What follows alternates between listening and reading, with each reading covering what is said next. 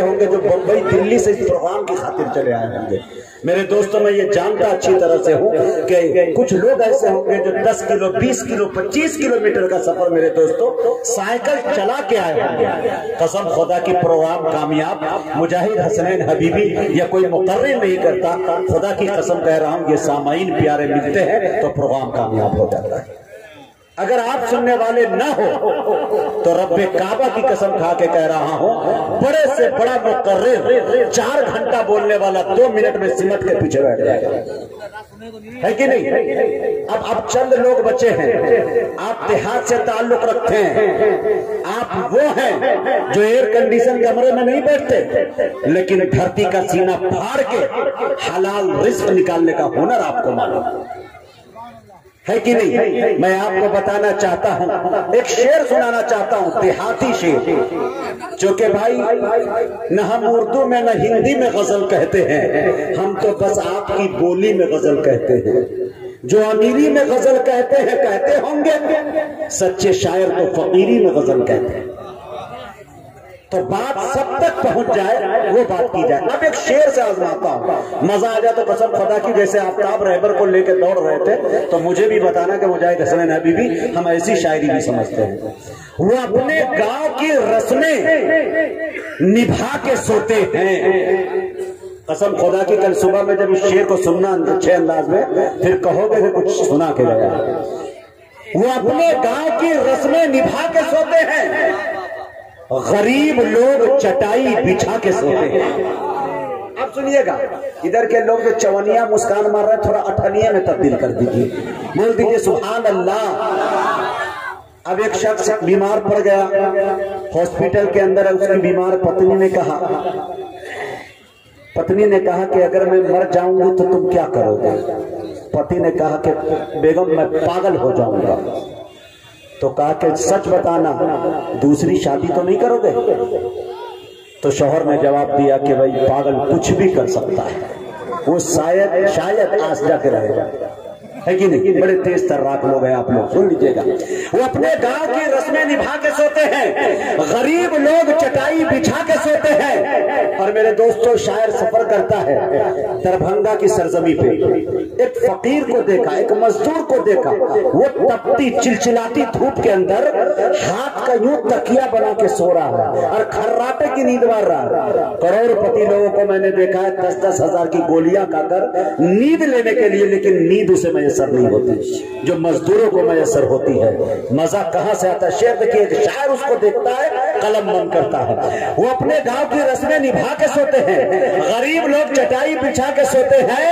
ارے انہیں قبول نہیں ہے حرام کا بستر، یہ اپنے ہاتھ کو تکیہ بنا کے سوتے ہیں۔ انہیں قبول نہیں ہے حرام کا بستر، یہ اپنے ہاتھ کو تکیہ بنا کے۔ ماشاءاللہ آفتاب رہبر صاحب بول رہے میرے پاس پیسے بہت ہے اس لیے میں نے انعام دیا ہے، لیکن آفتاب رہبر صاحب نے جو انعام دیا اس میں بالکل یقین آپ لوگ مت کیجئے گا۔ ابھی یہ اسٹیشن پہنچیں گے تو مجھے کہیں گے کہ ایک ایئر فون خرید دیجئے، وہ 150 سے 500 تک کا ہوگا، گویا کہ میرا خود کا چونا لگ رہا ہے۔ اللہ ایسے ڈکیتوں سے حفاظت فرمائے۔ وہ اپنے گاؤں کی رسمیں، ایک مرتبہ چنبل کے ڈاکوؤں نے مشاہدہ کرایا تھا، ہاں چنبل کے ڈاکوؤں نے، باپ رے، آفتاب رہبر کا بھی نام اس میں دلا دیا۔ یہ کولکتہ سے جو ہے جھومتے گاتے آ رہے تھے، جس طرح یہاں ٹان رہے تھے لگ رہا تھا کہ کلکتہ بھی کراس کر کے بھاگ گئے تھے، اڑیسہ تک بھاگ گئے تھے، حالانکہ ان کو کلکتہ ہی تک رکنا تھا۔ لیکن میرے دوستو جیسے مشاعرہ جلسہ ختم ہوا تو پتہ یہ چلا کہ لفافے میں جس کی بات تو جی 25-20 ہزار میں، تو جس کی 20 میں بات تھی اس کو 40 دے دیا گیا، جس کو 25 میں دینا تھا تو اس کو 50 دے دیا گیا۔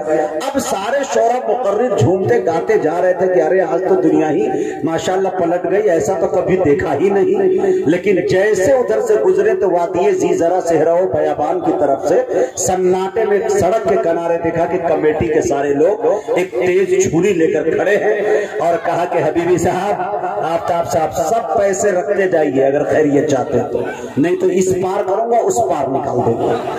تو کہا بھیا جب لینا ہی تھا تو دیے کیوں؟ کہا بھیا وہ آسجا میں میری مہمان نوازی تھی اور یہ میرا کاروبار ہے۔ ٹھیک ہے، لیکن یہاں ایسے لوگ نہیں ہیں۔ کلکتہ میں ممکن ہو آفتاب صاحب کے یہاں یہ کام ہو سکتا ہے۔ آپ کے چہرے پہ تھوڑا تبسم بکھیرنے کے لیے ان جملوں کا میں نے سہارا لیا، حالانکہ حقیقت سے اس کا کوئی تعلق نہیں ہے میرے دوست۔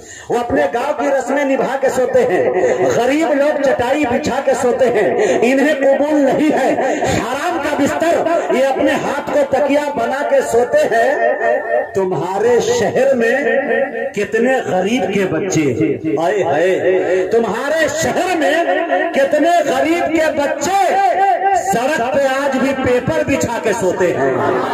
تمہارے شہر میں کتنے غریب کے بچے سڑک پہ پیپر بچھا کے سوتے ہیں۔ میں دیکھ رہا ہوں اسٹیج پہ ہی کچھ لوگوں کو سمجھ میں آ رہا ہے۔ سمجھ صاحب بہت بہت شکریہ۔ اگر جاوید صاحب، میں چاہتا ہوں کہ ہمارے دیہاتی لوگ بیٹھے ہیں تو میں بھی چاہتا ہوں کہ وہی زمین سے جڑی ہوئی شاعری سناؤں۔ بہت لوگ طنز کرتے ہیں کہ میں شہر میں رہتا ہوں، میں پٹنہ میں رہتا ہوں، میں ممبئی میں رہتا ہوں۔ ارے جو دیہات میں مزہ ہے وہ کسی میں نہیں۔ مجیب بھائی ممبئی کے رہنے والے ہیں، ہمارے سیتا مڑھی میں آئے، مزمل حیات کے مدرسہ میں انہیں لٹا دیا گیا اور مدرسے کی ساری کھڑکیاں کھول دی گئی اور ایک دم سناٹے میں مدرسہ ہے، ادھر کسی گھر کی کوئی آبادی نہیں۔ آج تک وہ قصیدہ گا رہے کہ خدا کی قسم زندگی میں اتنا سکون مجھے ملا ہی نہیں۔ یہ مٹی کی ہوا ہے، یہ دیہات کی ہوا ہے، ماشاءاللہ۔ اب یہ شعر سنیے، میں سنانا چاہتا ہوں۔ شہر والوں سننا، اگر تجھے اپنے شہر پہ رہنے میں آپ کو اگر گمان ہے تو مجھے دیہاتی ہونے پہ گمان ہے۔ شعر سنیے گا میرے دوستو۔ تمہارے شہر میں رہتے ہوئے اب گھن سی آتی ہے، سائٹ کرو، بولیے تھوڑا سا لے کے سبحان اللہ۔ تمہارے شہر میں رہتے ہوئے اب گھن سی آتی ہے، ہمارے گاؤں کی تہذیب ہی جینا سکھاتی ہے۔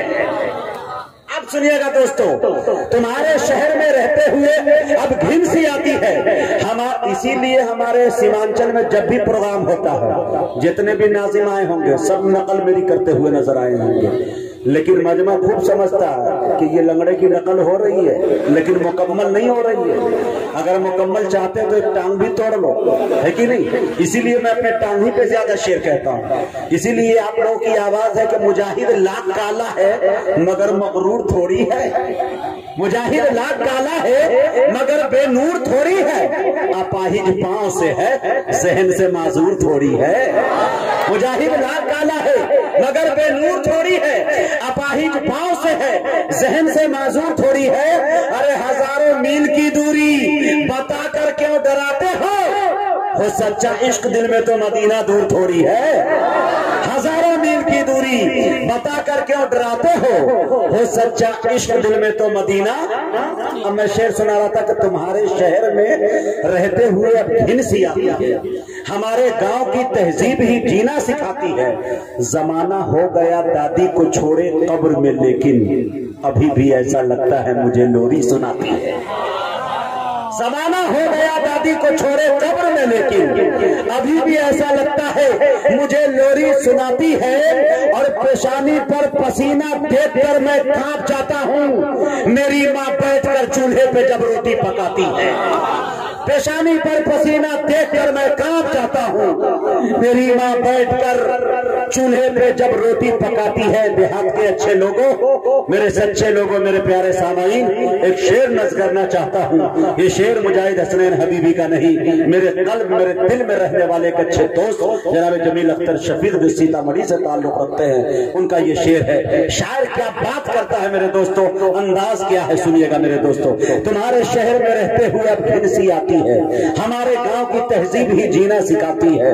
زمانہ ہو گیا دادی کو چھوڑے قبر میں لیکن ابھی بھی ایسا لگتا ہے مجھے لوری سناتی ہے۔ شعر سنیے گا کہ یہی ٹوٹی ہوئی کھٹیا میرے پرکھوں نے چھوڑا تھا، یہی ٹوٹی ہوئی کھٹیا میرے پرکھوں نے چھوڑا تھا، اسی کو دیکھ کر اپنی حقیقت یاد آتی ہے۔